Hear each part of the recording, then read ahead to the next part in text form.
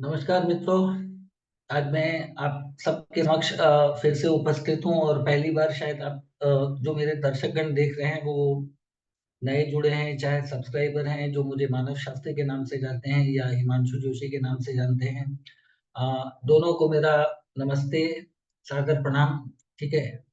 और पहली दफ़ा है कि मैं ये हिंदी में ये वीडियो बना रहा हूँ क्योंकि वीडियो कुछ ऐसे कॉन्टेक्स्ट से जुड़ा है जो कि ग्लोबल सिनेरियो भी पूरी दुनिया में चल रहा है। हम अपने चारों तरफ जो आसपास के जो हालात देख रहे हैं बेसिकली अ, देशों के लेवल पे या अपने नेबरिंग कंट्रीज के लेवल पे, हम इसको कंट्री के लेवल पे, स्टेट के लेवल पे, इंडिविजुअल लेवल पे देख सकते हैं। तो ये वीडियो बेसिकली बनाने के पहले मैं आपको बता दूँ कि मेरा किसी भी प्रकार से मकसद किसी के मन में कोई डर डालना, भय डालना, भ्रम डालना नहीं है। बट हाँ, आपको अलर्ट करना, आपको जागरूक करना, आपको सावधान करना और जिसके ज्योतिषी कारण भी हैं। और जैसे आप लोगों ने थंबनेल में देखा होगा कि पंचक मृत्यु भाग है, तो ये इसी तरह का मतलब आप देख सकते हो कि ये जो लोग ज्योतिष की समूह से या बिरादरी से जुड़े हैं या जो लोग पंडित हैं या पंचांग को अच्छे से समझते हैं, अ, उनको एक चीज समझ में आती होगी कि 5 नक्षत्रों का एक ऐसा समूह है अ, जिसको पंचक नक्षत्र बोलते हैं। हालाँकि अगर देखा जाए तो ये मकर राशि से ही इसकी शुरुआत होती है, मंगल के धनिष्ठा नक्षत्र से, ठीक है? हालाँकि वहाँ से हम उसको उतना ज़्यादा मात्रा में लेते नहीं हैं, बट ये कुंभ राशि और मीन राशि, कुंभ राशि में जो धनिष्ठा नक्षत्र के 2 पड़ाव शुरुआत में पड़ते हैं, 0 से लेके 6:40 तक। तो वहाँ से आप कह सकते हैं कि इसकी गणना शुरू कर सकते हैं, इसकी गिनती शुरू कर सकते हैं। तो कुंभ राशि के अंदर में 3 नक्षत्र का समूह है, जो कि आधा पोर्शन शुरुआत में जो कि है धनिष्ठा मंगल का नक्षत्र है। उसके बाद शतभिषा नक्षत्र जो कि राहु का सबसे क्रूर में क्रूर नक्षत्र है। और उसके बाद पूर्वा भाद्रपद जुपिटर का सबसे, आप कह सकते हो कि उग्र नक्षत्र माना जाता है। ये सबसे जुपिटर का या बृहस्पति का, आप कह सकते हो कि उग्र नक्षत्र की कैटेगरी में आता है, कि ये जजमेंट नक्षत्र की कैटेगरी में भी आता है। इसके बाद शनि का उत्तरा भाद्रपद नक्षत्र है और फाइनली अंत में उत्तरा भाद्रपद आपको मीन में मिलेगा और रेवती नक्षत्र भी आपको मीन में मिलेगा, मीन में जहाँ पर खत्म होगा। तो अभी जो लोग ट्रांजिट ऑफ प्लैनेट के बारे में अच्छे खासे वाकिफ हैं कि ट्रांजिट क्या चल रहा है दुनिया में, मैं आपका ध्यान केवल 2 बड़े ग्रहों के ऊपर आकर्षित करूँगा जो कि लोग महसूस कर भी रहे होंगे, देख भी रहे होंगे इसके ज्योतिषीकरण को। और बहुत सारे जो ज्योतिषगण हैं वो भी आप इस पर थोड़ा ध्यान संचय करें। आप अपने जो भी मित्र हैं, परिवार हैं, फैमिली है, जो लोग विदेश में काम कर रहे हैं, चाहे दुनिया के किसी भी कोने में हैं, अगर आपकी कुंभ राशि है जिसकी अभी साढ़े साथी और साढ़े साथी का आखिरी स्टेज चल भी रहा है, बेसिकली आप आखिरी स्टेज नहीं तो दूसरा पोर्शन चल रहा है, साढ़े साथी का मध्य भाग चल रहा है। और जिनकी मीन राशि है, खास करके मैं ये उनको इत्तला कर दूं कि आप लिटरली बारूद के ढेर पे बैठे। 12वीं खाने की जो राशि है, फेथ की है, विश्वास की है, यूं कहिए अंधविश्वास की भी है, भगवान के ऊपर पूरा समर्पण है। मैंने इसके बीच में काफी अभी टॉपिक में एक वीडियो बनाए थे गंडांत को लेकर के, तो उसमें जो वाटर साइन गंडांत का जोन है, इसको कहते हैं कि एक साइकिल खत्म होना, एक फिनिशिंग स्टेज पर आना। तो शनि और राहु, राहु ऐसा है जो कि धर्म को नहीं मानता, किसी रूल को नहीं मानता, एक अधर्मी और विकृत प्रकृति का ग्रह है, जो कि अभी मीन राशि में शनि के नक्षत्र उत्तरा भाद्रपद में ट्रांजिट कर रहा है। ठीक है, अभी कुछ 15-16 डिग्री के आसपास में अभी इस नक्षत्र में गया है। तो शनि चूंकि कर्म का है, आप सोचो कि जो शनि के कारक तत्व को अच्छे से जानते हैं, शनि काल पुरुष में छठे घर का कारक है, प्रारब्ध कर्म। हमारी रोजमर्रा की ड्यूटी, बीमारी, रोग, डिफरेंस ऑफ ओपिनियन चाहे हो गया, हमारे नौकर चाकर या गरीब तबके के अनपढ़ लोग, जाहिल लोग, जिनको बहकाना फुसलाना बड़ा आसान है। तो अभी ऐसे तबके के लोग जो कि नौकर चाकर है, नौकरी पेशा वर्ग है या बहुत पिछड़े हुए वर्ग है, अभी इन लोगों को देखो भड़काने की विधि चल रही है। इसको दुनिया के अलग अलग चुनावी नतीजों में आपने देखा होगा, अभी कास्ट और क्लास को लेकर के काफी चर्चाएं हो रही हैं। ऊपर से धर्म को लेकर के भी हो रही है, क्योंकि मीन राशि धर्म से भी जुड़ी हुई है। तो विश्वास या लोगों का फेट, अब कुछ लोगों का विश्वास है, कुछ प्रकृति में है। तो मैं यहाँ किसी धर्म विशेष को निशाना बनाने नहीं आया हूँ। बट मीन राशि को हम जजमेंट साइन कहते हैं, ये ऊपर वाले का सीसीटीवी कैमरा है। हम पर्दे और इसको पर्दे के पीछे की गतिविधियां भी बोल सकते हैं। तो ये ऐसी राशि है जिसमें आप हम सब भगवान की नजर में नंगे हैं। बहुत माफ कीजिएगा इस शब्द का उच्चारण करने के लिए, बट ये जजमेंट की साइन है। आपने पिछले 27 साल में जो कुछ भी किया, या भी मीन में राहु के तहत गलत फहमी में, भ्रम में, या भी मिसकंसेप्शन या मिस इन्फॉर्मेशन का दौर चलेगा। खास करके अगले मार्च तक दो बड़े परिवर्तन होंगे। मार्च से मई के बीच में राहु आ जाएगा कुंभ राशि में और शनि आ जाएगा मीन में। अभी राहु मीन में है, शनि कुंभ में है। ये दोनों पंचक नक्षत्र की राशियां हैं, यानी कि धनिष्ठा से लेकर के, तो अभी धनिष्ठा में कोई ग्रह नहीं है, लेकिन पूर्वा भाद्रपद में भी शनि वक्री अवस्था में चल रहा है। वक्री होने का मतलब ईश्वर आपको मौका दे रहे हैं। आपने जो भी पिछले 30-40 साल में, 100 साल में, 200 साल में गलतियां की है, चाहे एक शख्स के रूप में, एक परिवार के रूप में, एक मुखिया के रूप में, चाहे आप एक बिजनेसमैन हो, चाहे आप धर्म शास्त्र से जुड़े हो, आप राजनीति से जुड़े हो, आप कोई भी संगठन हो, ग्रुप हो, ऐसा कोई भी काम जो कि अपने धर्म को अनदेखा करके या समाज का हित ना देख के अपना खुद का हित देखने के चक्कर में जो किया है, ये गलतियां सुधार लें।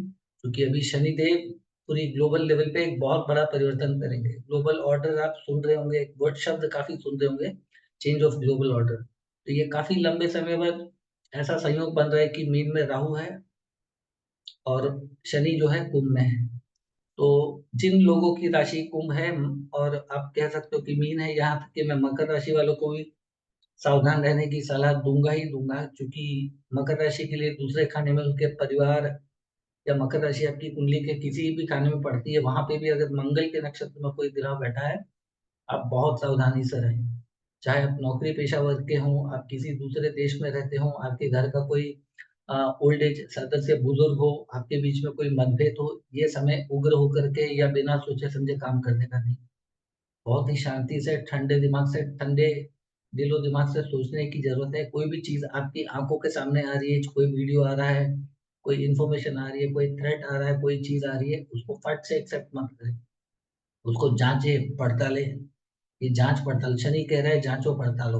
और राहु आपके लिए भ्रम और पैनिक क्रिएट कर रहा है। जिन लोगों का चंद्रमा कमजोर है, सूर्य कमजोर है, या बृहस्पति कमजोर है, जिनकी मतलब जेनेटिक ऊर्जा शक्ति कमजोर है, मंगल कमजोर है, उनके लिए बहुत पैनिक समय हो सकता है।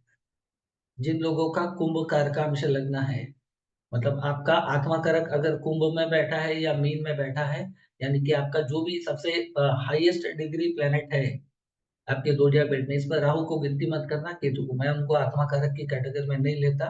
ये मैं बात कर रहा हूँ कारकांश लग्न की, जो जेमिनी एस्ट्रोलॉजी के रूल सिद्धांत को अच्छे से जानते हैं, जिसमें प्राइमरीली हम 7 प्लेनेट में से किसी एक को, जो कि किसी भी व्यक्ति विशेष की कुंडली में सबसे अधिक अंशों पे बैठा हुआ जो ग्रह होता है, उसको हम आत्मा कारक देते हैं। तो वो आपकी एक्स वाई जेड किसी भी राशि में लग्न चार्ट में बैठा हो, वो तात्पर्य नहीं रखता।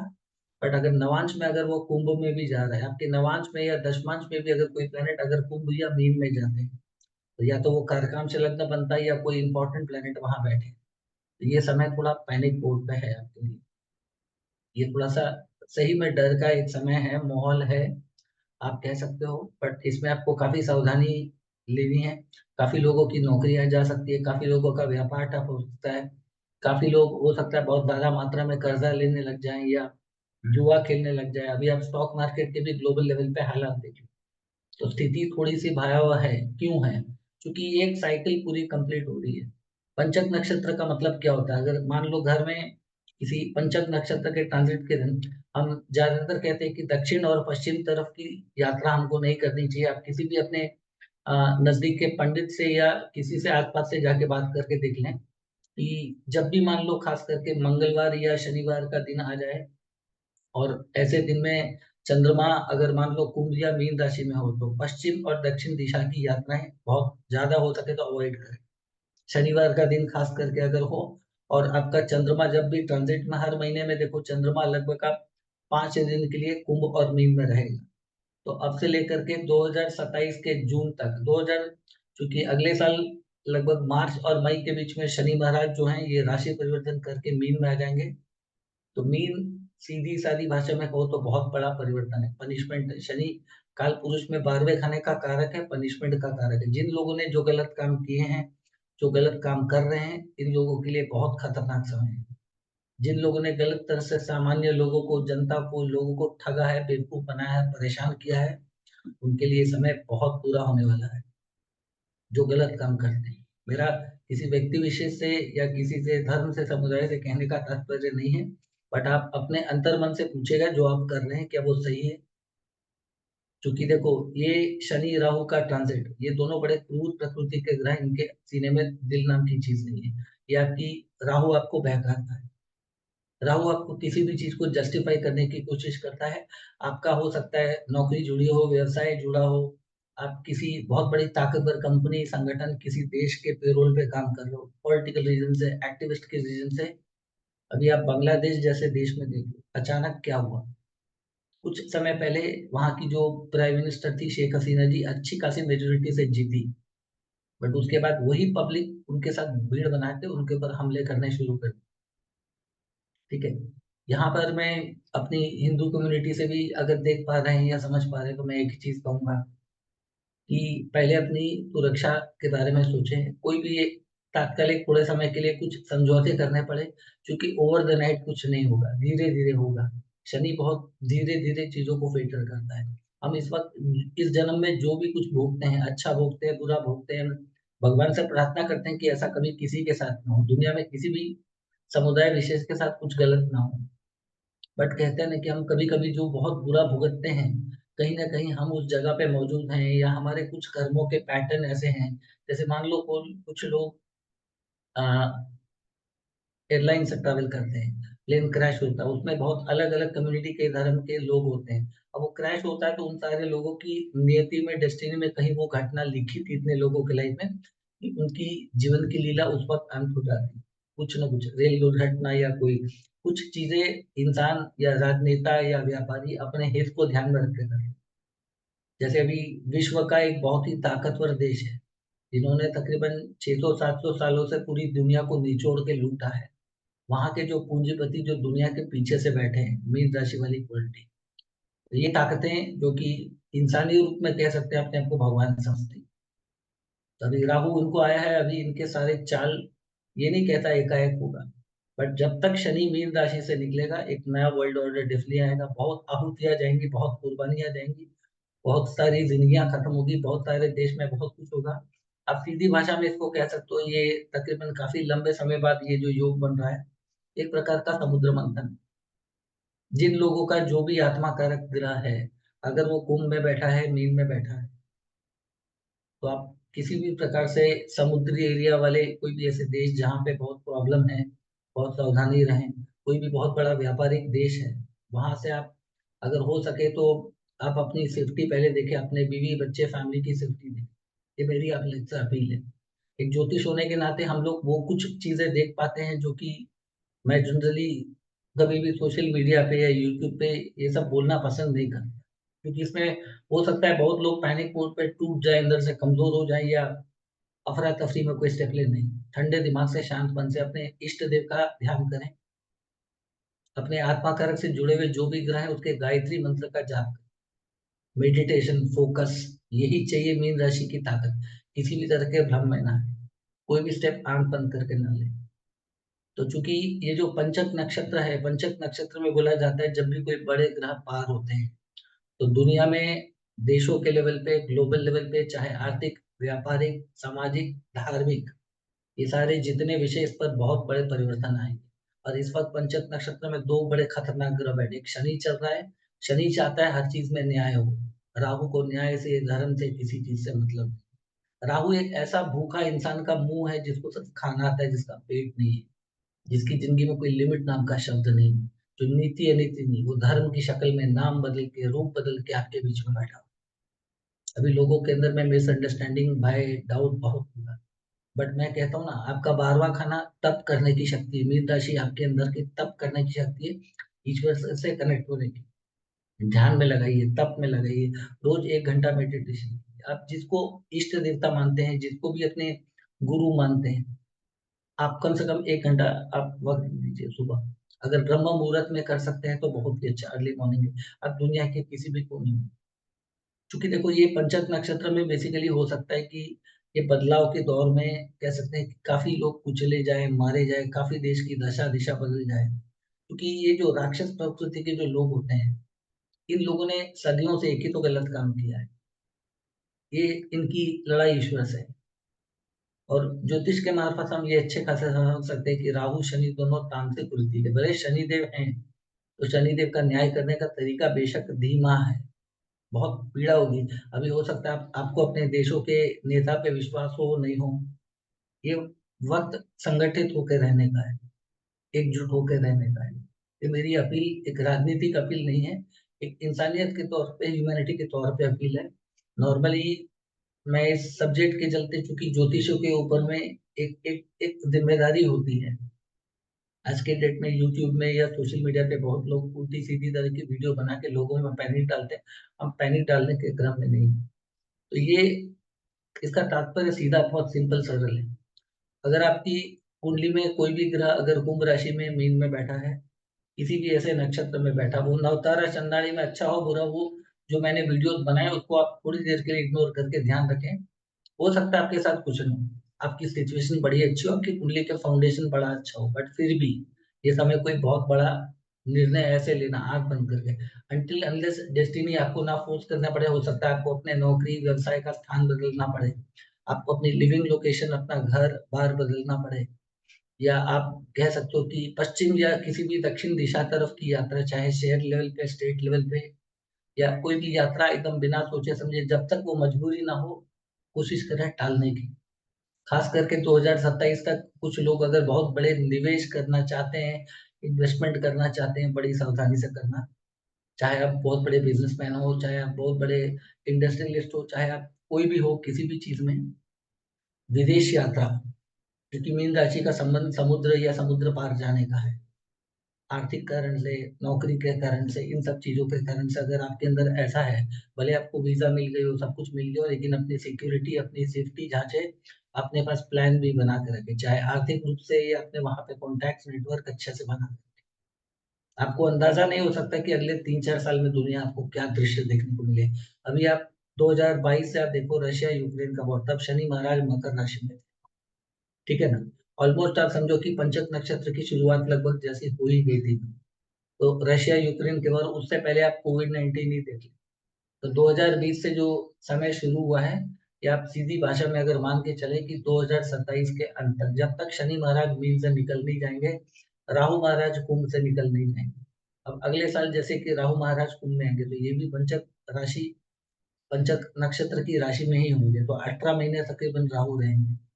अगले साल मार्च-अप्रैल में जब भी आते हैं, तो लगभग आप मान के चलो कि 2026 के सितंबर-अक्टूबर तक राहु भी रहेंगे लगभग कुंभ में, और उसके बाद आई थिंक 2027 में शनि महाराज मीन से निकलेंगे। ये जो समय है, ये पूरे ग्लोबल लेवल पे, चाहे एज़ अ बिज़नेस कम्युनिटी, चाहे एज़ अ फैमिली, चाहे एज़ अ पॉलिटिक्स, चाहे आप धर्म गुरु हो या किसी भी प्रकार के आप वर्कर हो, मज़दूर हो, कुछ भी हो, तो आपको बहुत सावधानी से ये समय ध्यान से देख कर के चलना पड़ेगा। क्योंकि ये समय बहुत ज़्यादा उचित नहीं है। तो जिन लोगों की मकर से लेके मीन के बीच में कोई भी चंद्र राशि है, यहाँ पे सूर्य बैठा है, मंगल बैठा है, बुध, बृहस्पति कोई भी बैठा है, चाहे D1 लग्न चार्ट में हो, नवांश में हो, कहीं भी हो, अच्छे से जाँच-पड़ताल करें। उस जगह से जुड़े हुए कुछ बदलाव होंगे, ज़रूरी नहीं हो सकता अच्छे भी हों। आपकी कुंडली की स्थिति अच्छी हो, उसके चलते आपको कुछ रिवॉर्ड, रिकॉग्नाइज़ेशन भी मिले, बट उसके साथ कुछ एक पीड़ा, कुछ झंझट, कुछ तकलीफ भी हो सकती है। बहुत बड़े पैमाने पे नौकरियाँ जा सकती है। तो दुनिया में क्या है कि ताकत एक जगह से शिफ्ट होके दूसरी जगह आ रही है। ये काफ़ी लंबे समय बाद इस तरह का योग बन रहा है। तो बहुत बड़े मात्रा में आप अगर स्टॉक मार्केट में इन्वेस्ट करते हैं या बहुत बड़ी ज़मीन-जायदाद लेने के प्लान में हैं, तो अगले कम से कम 4-5 साल बहुत सावधानी से अपनी पूँजी, अपना पैसा बचा के रखें, आँख बंद करके कोई भी काम ना करें। ठीक है? देखो, ये तो मैं बहुत ही जनरल लेवल पे बोल रहा हूँ। पंचक नक्षत्र थोड़ा-सा डरावना होता है। कहने का मतलब पंचक नक्षत्र में हमारे गाँव के जो भी पंडित जी होते हैं या जो भी शास्त्री जी होते हैं, ये अक्सर मैंने होते हुए भी देखा है। मेरे दादाजी जो कि खुद एक ज्योतिष थे, उनके ज़माने से हमने ये देखा है कि अगर पंचक नक्षत्र के टाइम में घर में किसी एक की मृत्यु होती है, तो घर में 5 लोगों की मृत्यु और होती है। आप समझ सकते हो। वो किसी भी उम्र कालखंड को नहीं देखा जाता, क्या है, नहीं है, क्या स्थिति है, नहीं है। वो बीमारी की वजह से हो सकती है। माफ कीजिएगा। तो किसी दुर्घटना की वजह से हो सकती है, कोई गलतफहमी की वजह से हो सकती है, कोई पैसे के लेन देन का हिसाब हो सकता है, कोई किसी भी प्रकार का, किसी भी प्रकार के संबंध बनाने से पहले, चाहे विवाह हो, चाहे शादी हो, चाहे कुछ भी हो, आप पूरी ग्लोबल एक्टिविटी तो हम रोक नहीं सकते। जो रोजमर्रा की सामान्य चीजें हैं, हर चीज में हम ज्योतिष को बारीकी लेवल पे ऑब्वियसली देख पाना सबके लिए मुमकिन नहीं है। पर जिन लोगों के कारकाम संलग्न कुंभ है, कारकाम संलग्न का अर्थ हो गया आपके लग्न चार्ट में जो ग्रह किसी भी स्थान में बैठा है लेकिन सबसे उच्च अंश पे है, हाईएस्ट डिग्री पे है, अगर वो नवांश में कुंभ में मीन में जाता, वो आत्मा कारक कोई भी अभी भूल जाओ ये। अगर कुंभ में मीन में है तो आपके लिए खतरे की घंटी है। सबसे ज्यादा खतरा है जिनका केतु कुंभ में बैठा है नवांश में, या फिर जिनका मीन में बैठा है केतु, या जिनका मंगल बैठा है। क्योंकि केतु मंगल सबसे ज्यादा अकस्मात अनहोनी की आशंकाएं बताते हैं। ऐसे लोगों का कोई ट्रीटमेंट चल रहा है, कोई हो रहा है, तो आप बड़ी सावधानी से, आपके कोई हॉस्पिटल का कोर्ट कचहरी का चक्कर चल रहा है तो बहुत सावधानी से रहें। लोग अननेसेसरी ट्रैप में फंस सकते हैं, बहुत तरह की आत्महत्याएं हो सकती है, बहुत लोगों के साथ हिंसाएं हो सकती हैं, आर्थिक रूप से बहुत बड़ी चोट हो सकती है। बेशक हिंदुस्तान की स्थिति दिख रही है दुनिया के मुकाबले बहुत अच्छी, यही चीजें बहुत लोगों को पीड़ा दे रही। हम काफी लंबे समय बाद एज अ देश, एज अ संस्कृति ऊपर जागृत हो रहे हैं। तो बेसिक मकसद इसके पीछे कहने का यही है कि आप किसी भी तत्व में, किसी भी लेवल पे हो, आप काफी सावधानी बरतें हैं। ठीक है। मुझे बड़ा अफसोस के साथ कहना पड़ता है कि मैं पहला हिंदी वीडियो बना रहा हूँ, उसमें भी थोड़ी सी ऐसी स्थिति है जो कि चिंता करने का विषय है। ठीक है। तो आप में से जिन लोगों को भी अगर कोई अपनी पर्सनल कुंडली अगर दिखवानी है, या अपनी कुंडली के या अपने जीवन लक्ष्य के बारे में जानना है, तो ऑब्वियसली आपको थोड़ा प्रोफेशनली पीड़ा लेनी पड़ेगी, कंसल्टेशन लेना पड़ेगा। क्योंकि मेरे रोजमर्रा के टाइम में मैं काफी बोल्ड रहता हूँ। ठीक है। जिन लोगों को ज्योतिष इंडिपेंडेंट लेवल पे सीखनी है वो बेशक मुझसे जुड़ सकते हैं। आप मेरे फेसबुक बायो पे जाइए, मानव शास्त्री, जहाँ पे मेरा नाम, मेरा मोबाइल नंबर, व्हाट्सएप नंबर लिखा है। तो उसके थ्रू आप मेरे को व्हाट्सएप में मैसेज कर सकते हैं, या आप नीचे ग्रुप में भी अगर मैसेज करेंगे तो मैं अपना नंबर आपको दे दूंगा। आप दुनिया के किसी भी कोने से हों, तो सावधानी बहुत ज्यादा जरूरी है हर मैटर में, हर क्षेत्र में। क्योंकि देखो, पंचक नक्षत्र से जब भी बड़े बड़े ग्रह गुजरते हैं, तो ये छोटे मोटे लेवल पे नहीं, ये बहुत बड़े लेवल के बदलाव होंगे। एक बहुत बड़ी शक्ति ट्रांसफर होगी एक जगह से लेकर दूसरी जगह। एक तरह का समझो ये कुदरत का न्याय है। हम में से बहुत लोग ये महसूस कर सकते हैं कि हमारे साथ अन्याय हो रहा है, बट हमारे पास्ट के कर्मों के कुछ तार ऐसे हैं जो उस घटना से जुड़े हैं। हम इस जन्म में इनोसेंट है, ऑनेस्ट, हम सब जानते हैं। बट हम इस दुनिया में आए हैं तो हमारे कुछ तो प्रारब्ध बाकी है। अगर हमने, आप किसी भी बैंक की पासबुक खोल के देख लो, उसमें टर्म लिखा होता है डेबिट, क्रेडिट और बैलेंस। जब तक हमारे कोई नेगेटिव कर्म बचे हैं, या हमारी इच्छाएं बची हैं, और वो बैलेंस के कैटेगरी में है, तब तक हमको, हमारी आत्मा को बार बार अवतार लेना पड़ेगा उनको भोगने के लिए, अच्छे बुरे दिन। तो जिनके पास पास्ट लाइफ के बैड एग्जांपल्स हैं, बैड कर्मा है, वो आपके प्लेनेट के रूप में परिवार, रिश्ते, पैसे उसके रूप में दर्शाते हैं, आप जो भी बुरे वक्त में जाते हो। अब बहुत लोगों की ये शिकायत है कि बहुत सारे लोग हैं जो कि ज्योतिष शास्त्र में लोगों को सही जानकारी नहीं देते, या प्रॉपर जानकारी नहीं देते, या इस शास्त्र को, सब्जेक्ट को मतलब गलत तरीके से प्रस्तुत करते हैं। तो मैं इनसे एक ही चीज कहना चाहूंगा कि आप एक बात समझो, जब आपकी जिंदगी में बुरे ग्रहों की दशाएं चल रही हैं, उस वक्त आप ये कैसे उम्मीद कर सकते हो कि आपको सही लोग मिले, एक सही गुरु मिले। आपकी कुंडली में बृहस्पति को देखो, नाइन्थ हाउस को देखो, फिलहाल आपकी इस महादशा अंतरदशा में चल रही है। मैं खुद ज्योतिष सीखने के लिए एक ज्योतिषी खानदान से आता हूँ, हमारी कम से कम 15-16 पीढ़ियां हैं। हर एक एक पीढ़ी छोड़ के हमारी पीढ़ी में, खानदान में एक ज्योतिष होता ही होता है। ठीक है। ये मैं बहुत गर्व से नहीं कह रहा हूँ, बट कह सकते हैं कि ये कहीं ना कहीं हमारे पास्ट लाइफ के प्रारब्ध है जो हमको इस प्रोफेशन में एंगेज होकर के काम करना है। तो ठीक उसी प्रकार के आपको इस जन्म में लग रहा है कि आप इनोसेंट ऑनेस्ट हैं, बट पास्ट लाइफ में कुछ किए तभी तो जाके आप एक स्पेसिफिक खानदान में आपकी जन्म हुआ। आपको एक खास प्रकार के अच्छे बुरे जो भी माँ बाप मिले, जिनके साथ आपकी बनती है, नहीं बनती है, आपको कुछ चीजों की कमियों के साथ पैदा होना पड़ा, चाहे वो शारीरिक हो, मानसिक हो, आपको शिक्षा ढंग से नहीं मिली, नौकरी ढंग से नहीं मिल रही, आपकी मानसिक क्षमता जो कि एक लिमिटेड बॉक्स में बंधी हुई है। कुछ लोगों का जैसे मानना है कि भैया हमें सरकारी नौकरी ही चाहिए।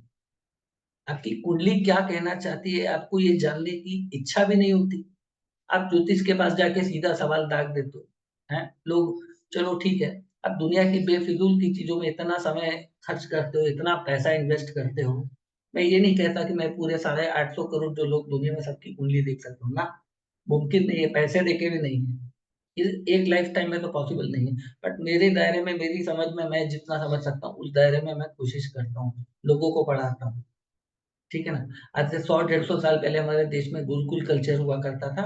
लगभग हर घर में एक ज्योतिष होता ही होता है। लगभग ये हमारे देश में था।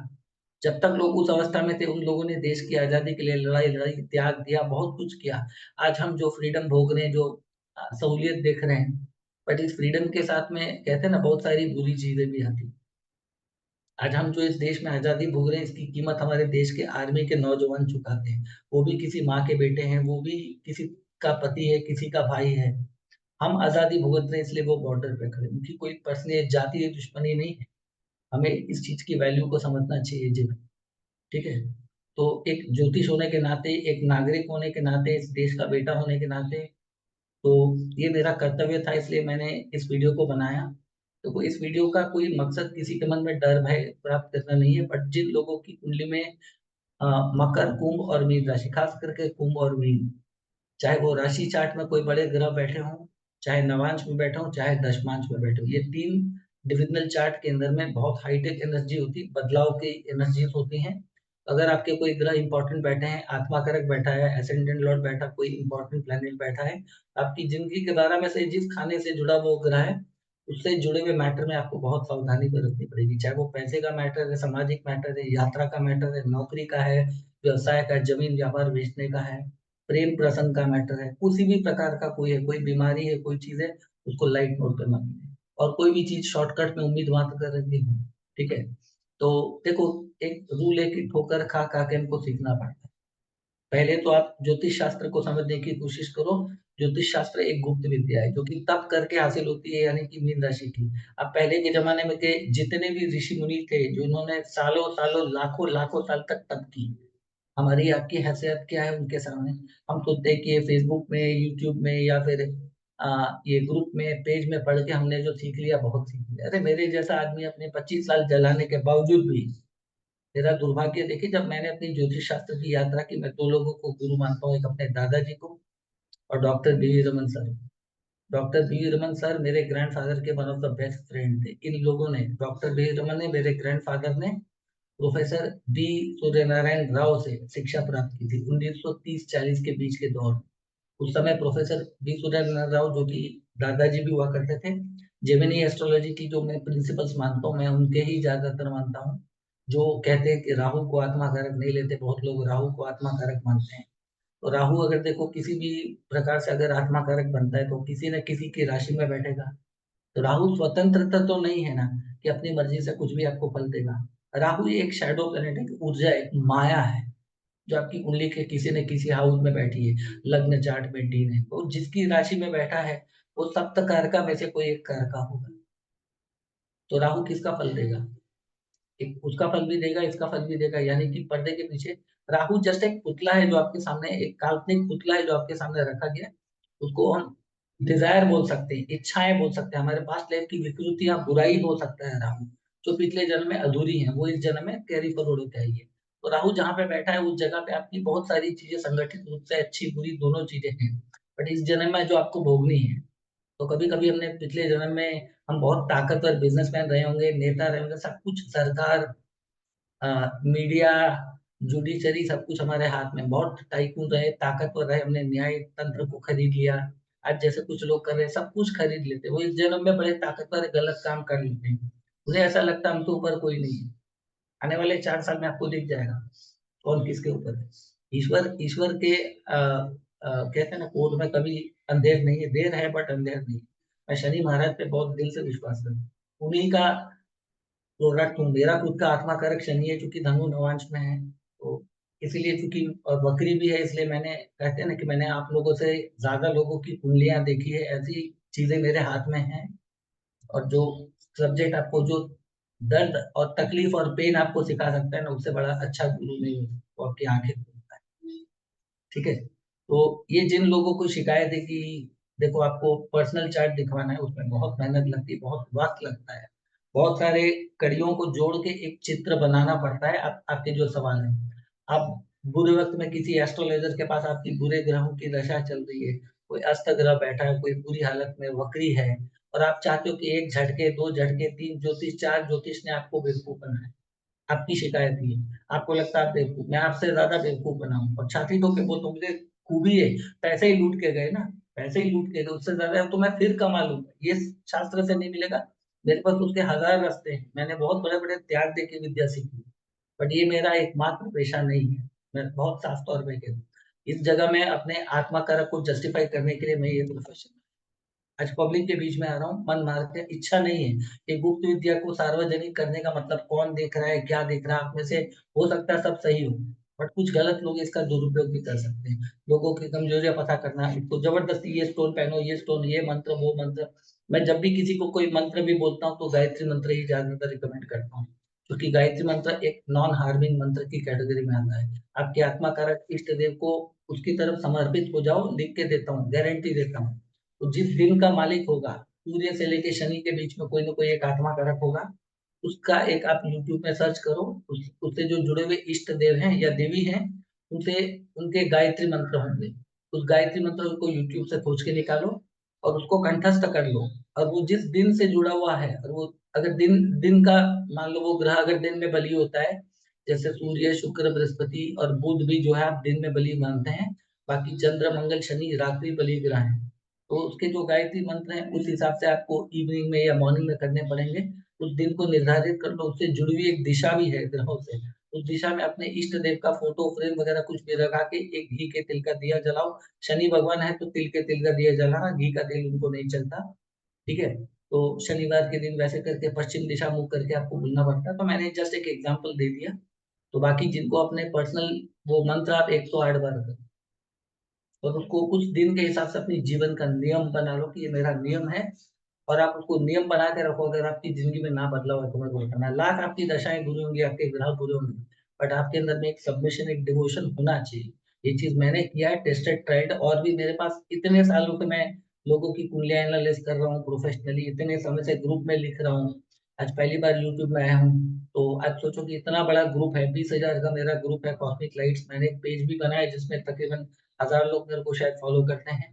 बट आज मेरी विडंबना देख लीजिए कि मुझे इतना रिक्वेस्ट करना पड़ता है, सच्ची चीज़ों के लिए मुझे इतना पुश करना पड़ता है लोगों को कि यार आप खाली वीडियो देखो मत, आप सब्सक्राइब कर लो, सब्सक्राइब करने के पैसे नहीं लगते यार।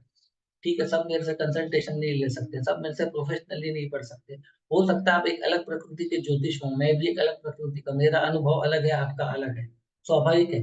बट हम टुगेदर मिल करके एक हो सकता है कि एक कंसोलिडेटेड एक पिक्चर दुनिया के सामने ला सकें। एक्सपीरियंसेस के आधार पे एक-दूसरे को शेयर करना।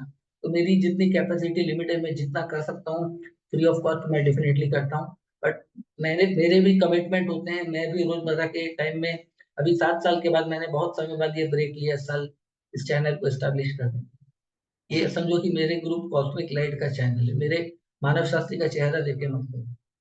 अगर आप इस ग्रुप पे किसी दूसरे एस्ट्रोलॉजर से भी है, मैं उनको एज़ अ गेस्ट लेकर के आऊँगा। मेरे को कोई आपत्ति नहीं है, मेरे को कोई ईगो क्लैश नहीं है कि मैं ये जानता हूँ, आप ये जानते हो, आपका मेरा एक्सपीरियंस अलग हो सकता है और इसी वजह से भगवान ने हम सबको अलग-अलग बनाया। हम सबके कर्मों के जो पैटर्न है अलग हैं, अलग टाइमलाइन है, अलग एक्सपीरियंस है। मैं कभी भी फेसबुक पे या किसी चीज़ पे कोई पोस्ट लिखता हूँ किसी दूसरे ग्रुप में, तुरंत कुछ लोग बोलते हैं I do not agree, I accept with that. मैं आपकी बात से सहमत हूँ। देखो 850 करोड़ लोग हैं, वो एक ही तरह के एक्सपीरियंस उनके कर्म एक जैसे नहीं है। वो एक ही चीज़ एक्सपीरियंस करने के लिए आए नहीं हैं। ये शास्त्र जब लिखे जा रहे थे, ये जो ज्योतिष विद्या जब लिखी जा रही थी, सतयुग काल में लिखी जा रही थी, कितने लाखों करोड़ों साल पहले वो किस लिपि में लिखी गई, तब से लेकर के ये कितने युगों से ट्रांसफर होते, कितनी भाषाएँ, कितने ज्योग्राफिकल लैंडमार्क्स, कितने लोगों के हाथ से पार होते थे, शब्दों का अल्टरेशन फेर-बदल होते-होते आज हमारे हाथ में कुछ लोग उसको क्लासिकल टेक्सचर बुक का हवाला देके मेरे को बोलते हैं, उसमें नहीं लिखा। अरे वो बहुत कोडेड भाषा में लिखा है, संस्कृत में पढ़ो, तमिल में पढ़ो, फिर उसको ट्रांसलेट करो, उसके शब्द अर्थ बदल इंग्लिश में पढ़ते हैं कुछ लोग, उसमें तो बहुत ज़्यादा मिसकन्फर्मेशन है। मैं माफ़ी चाहता हूँ कि मैं काफ़ी ज़्यादा इंग्लिश पे वीडियो बनाता हूँ बट कोशिश करूंगा बीच-बीच में मैं हिंदी में करने की, ठीक है? तो आप में से जिन लोगों को मेरा वीडियो अच्छा लगा कृपया करके प्लीज़ सब्सक्राइब करें। आप, आपके मित्र, आपके फ्रेंड मेंबर जितने तक ये वीडियो पहुँचा सकते हैं इसको पहुँचाएँ। इस चैनल को थोड़ा सक्सेसफुल बनाने में मेरी मदद करें, ये मेरी आप लोगों से अपील है। ठीक है, लाइक करें। आपको मेरी बात नहीं भी अच्छी लगती, फ्रीडम है आपको, बिंदास मेरे को क्रिटिसाइज़ कर सकते हो, मेरे को कोई ऑब्जेक्शन नहीं है। वो सबक मैंने शनिदेव से बहुत अच्छे से सीख लिया, ठीक है? तो आप एक दूसरे ज्योतिष हैं, दूसरे समूह से हैं, कोई बात नहीं। बट ये वीडियो हो सके कि जितने हैं मैक्सिमम से मैक्सिमम लोगों तक शेयर करें, चैनल को लाइक करें और सब्सक्राइब करें। और कुछ अगर आपको क्वेरी हो, डाउट हो तो मेरे फेसबुक पेज पे आके मेरे व्हाट्सएप नंबर वहाँ से आप ले सकते हैं या कमेंट सेक्शन में अगर किसी को अपना चार्ट कंसल्ट करवाना है, पर्सनली मैच मेकिंग करवानी है या कुछ भी किसी को ज्योतिष अगर सीखना है, तो मेरे पास काफ़ी प्रकार के कोर्सेज़ हैं, बट हाँ, वो निःशुल्क नहीं होंगे। पेड कोर्सेज़ होंगे, ठीक है? क्योंकि ये विद्या मैं बहुत तप करके मुश्किल से हासिल की है, तो इसके बीच में मैंने एक प्राइज़ मनी रखा है, ठीक है ना? तो वो कोर्सेज़ के हिसाब से होगा, तो आप वो डिटेल मेरे से निकाल के ले जा सकते हैं, ठीक है? थैंक यू, धन्यवाद।